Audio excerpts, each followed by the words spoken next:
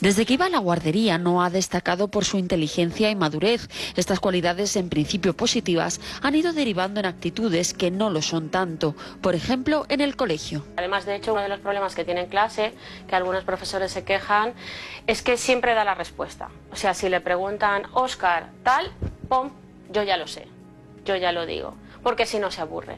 También ha tenido problemas a veces de, por ir así un poco de sobrada, pues el de decir siempre ver cualquier cosa, qué fácil. Tan fácil que ni me fijo en lo que es. O sea, a lo mejor le ponen una hoja de sumas y es tan fácil que me he puesto a restar. Y luego es, ostras, eran sumas.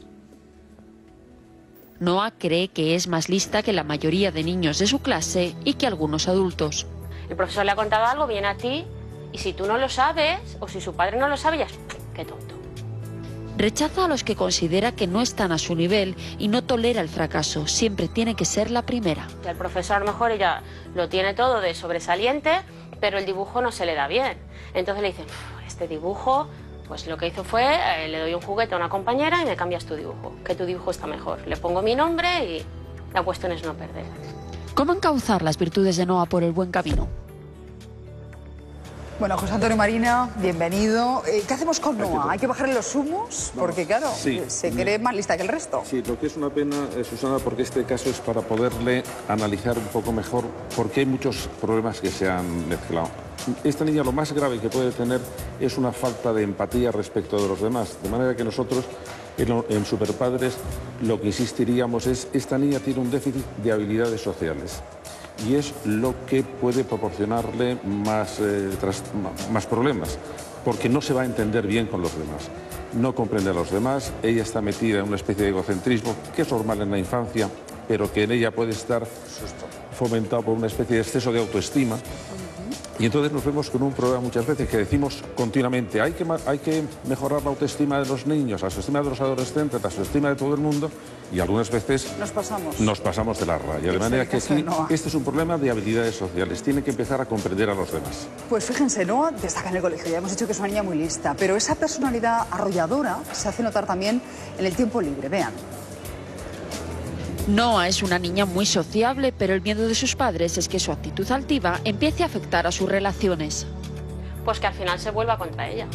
O sea, tú estás rechazando a todo el mundo que a ti no te va bien, al final te van a rechazar a mí, a ti. O sea, de hecho hay muchos niños que ya dicen, no, con ella no, porque siempre manda. Al final te vas a quedar sola. Incluso si conoce gente, ya la ves de lejos que ella ya está estableciendo las normas. Ella está poniendo a qué se va a jugar y cómo se va a jugar. Y las que vayan a su... bien, si no, ya no le interesa.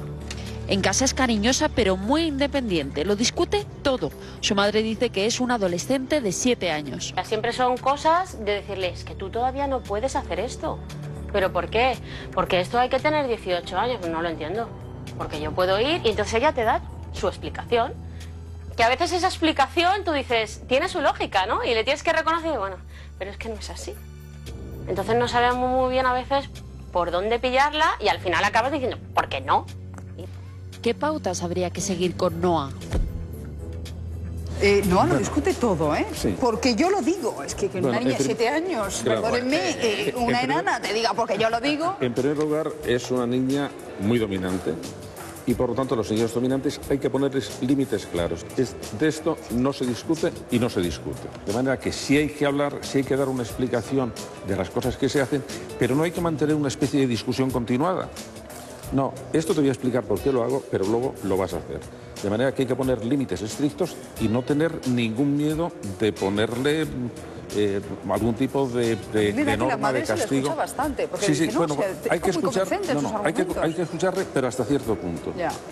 Hay que hablar con los hijos, pero no continuamente. Cuando se establece una norma, primero, que la norma sea establecida entre padre y madre, porque tiene que haber una coherencia en las normas, y cuando se ponen límites hay que cumplirlos, y si no, tiene consecuencias. No se trata de castigar, se trata de decir, mira, es que si haces esto vas a tener estas consecuencias, por ejemplo, que no vayas a la fiesta de tus amigos. Los niños empiezan enseguida a sentirse aislados, porque son niños que los otros niños se llevan muy mal con ellos. De manera que hay que aprender a aprovechar estas circunstancias para explicarles por qué ha pasado las cosas. De manera que conviene razonar con ellos, pero dentro de un límite. Premiar todo acto, digamos, de habilidad social que haga y después, sobre todo, ponerle todos los ejemplos aprovechando cualquier ocasión, que aparece en la televisión, que aparece en una película, que aparece en su caso particular. ¿Ves cómo esta niña se ha quedado sola por estas razones? ¿Ves cómo esta persona no tiene simpatías? ¿Ves cómo no vas a tener amigos? Pero aprovechando ejemplos concretos en que la niña lo pueda ver bien. Y desde luego el respeto a las normas tiene que ser absoluto y no siempre por hablar más se consigue mejores cosas. Hay que hablar, hay que explicar, pero hasta cierto punto. A partir de ese momento se obedece. Esto es aplicable a Noa y a tantos niños que se creen superiores al resto. Profesor Marina, muchísimas gracias.